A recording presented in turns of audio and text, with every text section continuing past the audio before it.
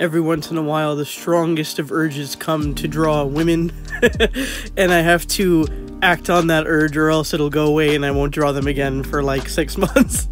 So hi everyone, I'm Ward, and welcome to my channel, Wardrawsalot, and this week we're going to be drawing ladies in latex.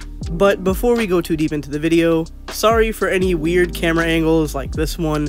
The thing that holds my camera broke, and I tried to like rig it up to look good enough to film until I get a new one or something along the lines of that, but otherwise I think it's still pretty alright. As always, I sketch beforehand because, well, sketching takes me a very long time. It's one of the things that I am probably the least confident in when it comes to the process of sketching than coloring, you know what I mean? Because if it's just like a regular pencil sketch, then I'm going to be totally fine, and I feel very loose and enjoyable, and I thoroughly believe pencil is still one of my best mediums. And when it comes to something like this, where it's going to be more of an illustration than it is just a sketch, I'm much more, I guess, like, targeted towards making the pose as good as possible and all that stuff, which I have to be very careful about because I don't want it to become stiff. Sometimes if you have the image of the pose in your head, and you start drawing the pose, you forget that you're supposed to draw the components of the pose first, you know what I mean? What goes down first is the shapes, and then you can structure out the pose, but sometimes my brain does the opposite because it's so ready to just jump in and do what I need to, so I have to be very careful about that. I used to record the sketches back forever ago, but once I realized how much time it would actually take for me to sketch something all the way through, and then like end up cutting it down to like 10 seconds in the video anyway, I would be like, you know what, never mind. So I just come on to the video with the sketches done, and then the coloring process begins from there. So since I'm going to be drawing latex on both of these characters, I wanted to make sure that I got in 2 different body types that kind of show what it's like with the latex, you know what I mean? Latex is a very hugging fabric, it's very tight around the body, and I didn't want to just do 2 of the same body types, so I decided on the left side we do a girl who is heavier or fatter. I like to use the word fat because it's a descriptory word to me. It's not a word of offense.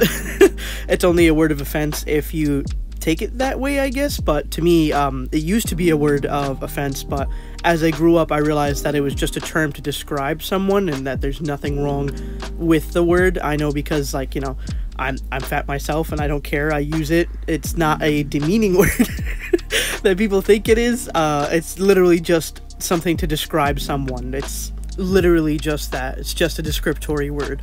And on the right side of the sketchbook is a more normal, not normal, average sized, there we go, average sized girl. So yeah, I just wanted to see how that would work when I drew the latex on both of them. I want to talk about the latex material for a second here because it's actually pretty interesting how it's made.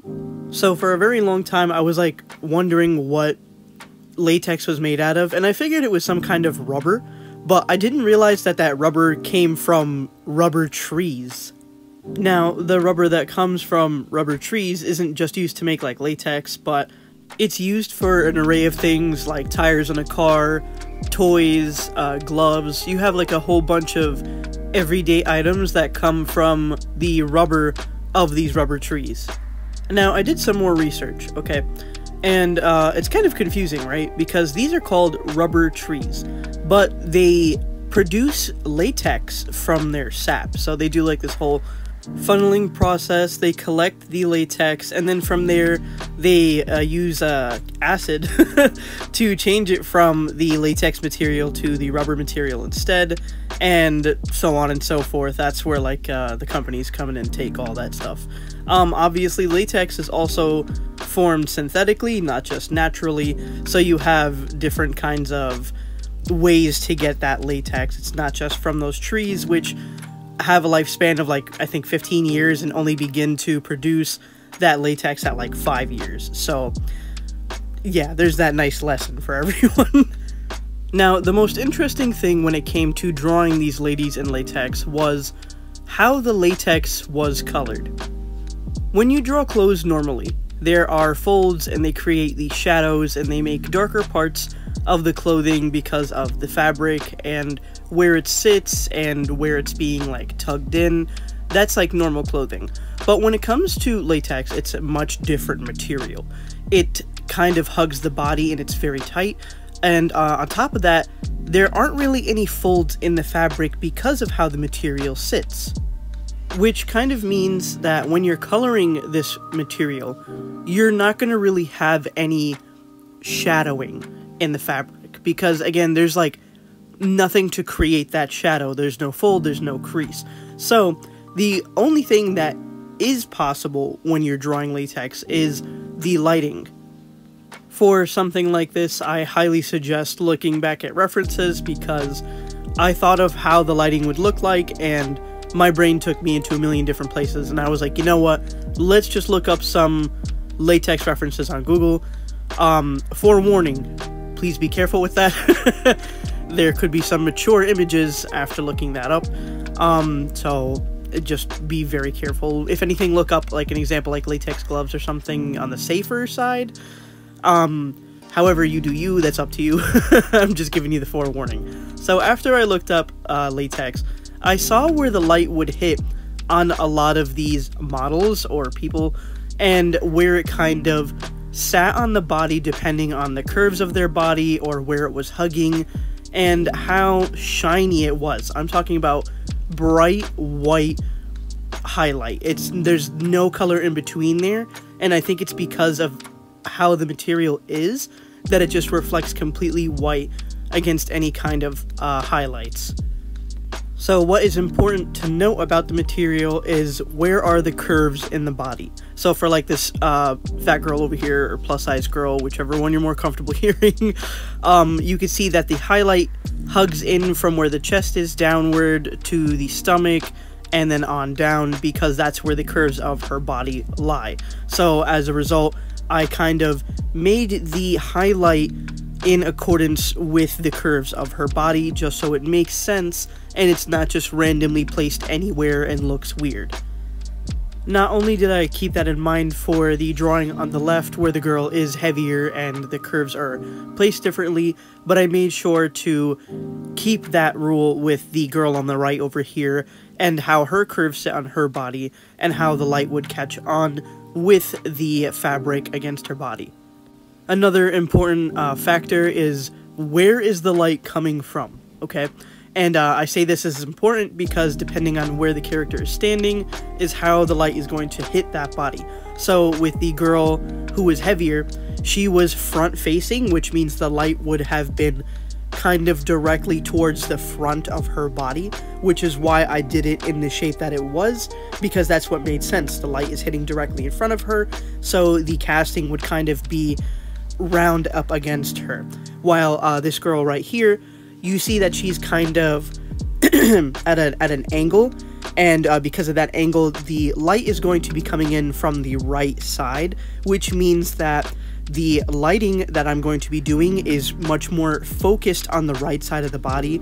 I think I still did some on the left, but it's not nearly as much as on the right side because that's what makes sense according to the curves of the body and again the lighting source that it's coming from.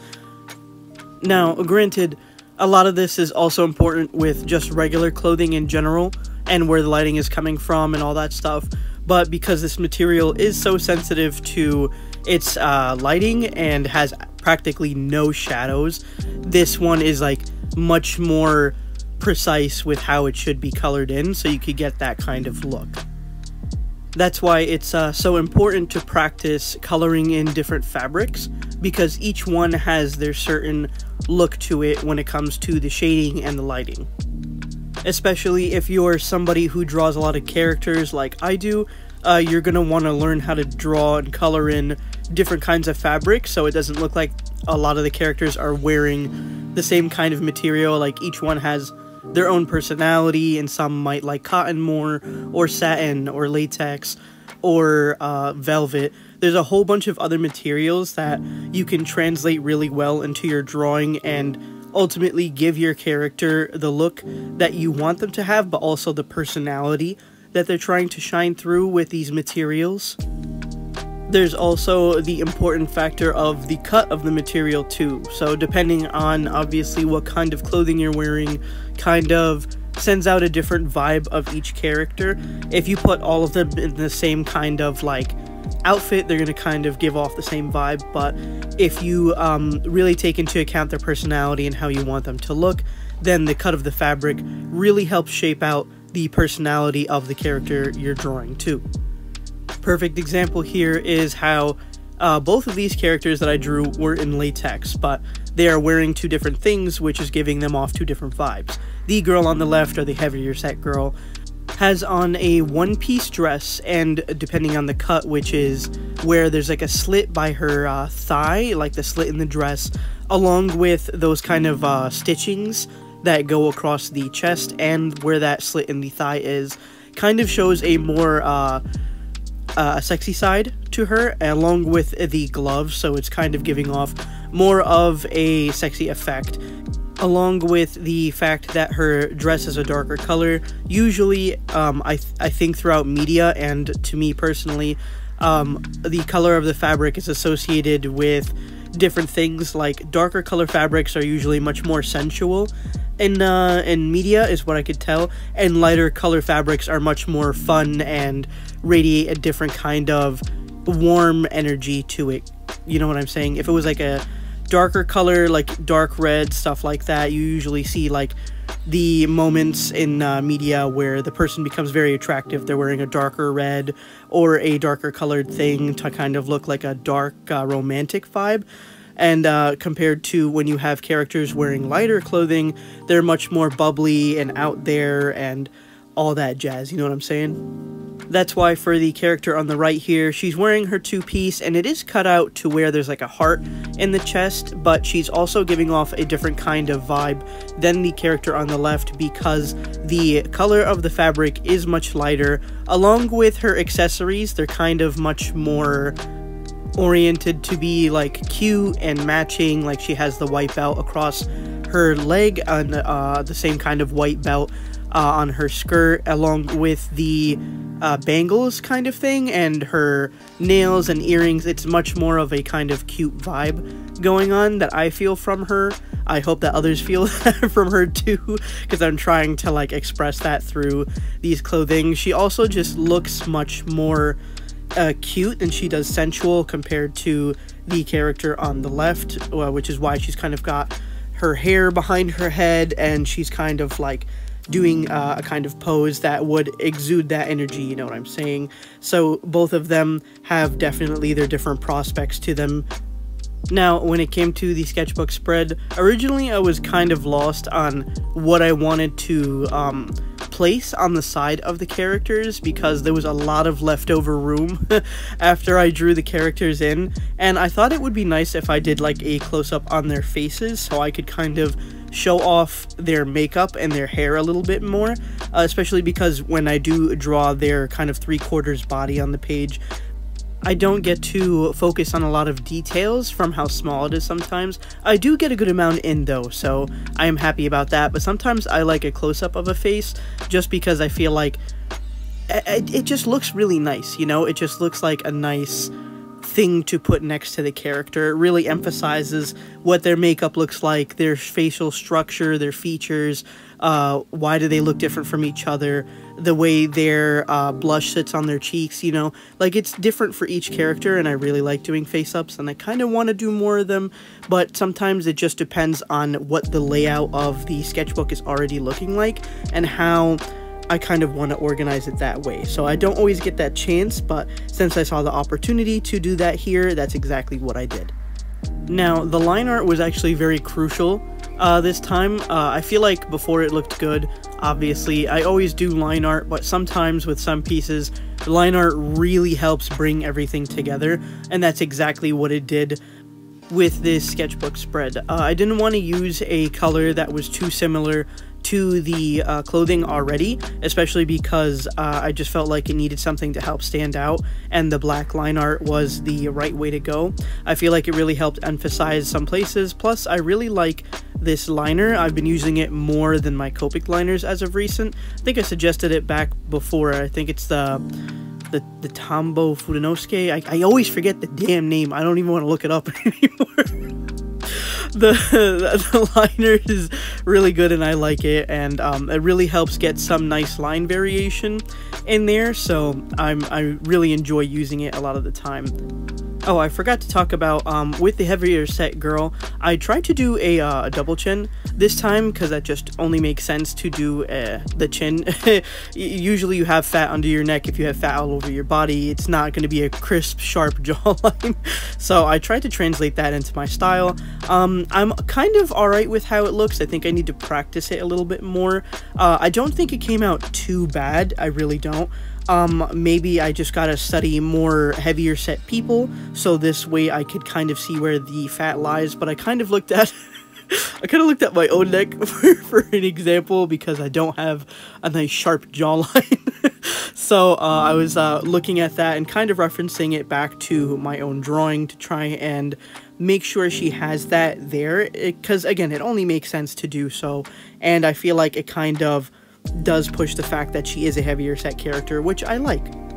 The one thing that definitely made me sad was this part of the line art process. I feel like I messed up around the skirt, and because of that, it made the skirt look a little too flat for where the body is. Now, I guess it's okay because the way latex sits, it kind of squeezes over the body and everything, but I feel like it could have been done better. Sorry, I keep like fixing my throat throughout this whole video. I feel like it could have been done better, or like lined differently. Maybe if I would have made the line a little thinner, it would have looked a little bit better, but once I had sown the seeds, I couldn't go back. I can't just change the line art. So next time I do get the chance to look at something like that and really take my time with lining it and how much line variation I want in a certain area. After, of course, I finished everything, I went ahead with the white gel pen. Now, the white gel pen I have been using for like 2 to 3 years, I think has finally given up on me. I have to go over a spot like 4 or 5 times just to get it to even write smoothly and consistently, and at that point I was like fed up. I was like, you know what, bro, that's it, you're done. So the old white gel pen is over in the corner, and I pulled out my new white gel pen, which felt so smooth and so delicious to glide on the paper, and I didn't have to fight with it. So officially the new gel pen has moved into the family.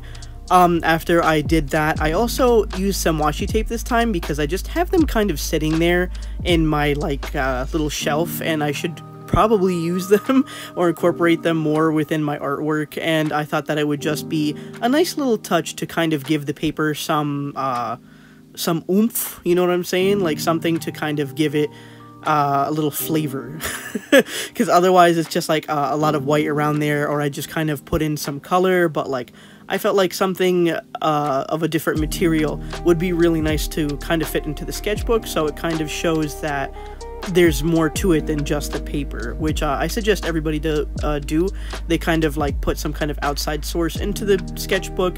It doesn't have to be messy or unorganized. It could literally be something like washi tape, which is pretty nice and has nice designs to it, so it kind of gives the boost that it needs to give.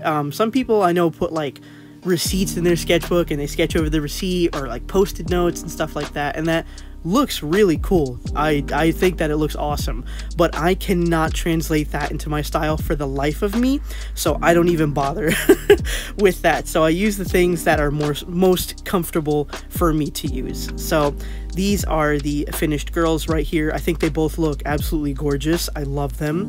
I can't pick a favorite between the two of them. I love them so much. Overall, I think that I would like to draw latex again, or at least more fabric in general, because it's cool. Now, finally, we will be having a funeral service for this white gel pen. You've been with me for many years, and we had great memories, but it's time to let go. Welcome to the family. New gel pen. You're going to be used for many years until you die as well. So yeah, thanks for watching, everyone, and remember, I love you. Bye.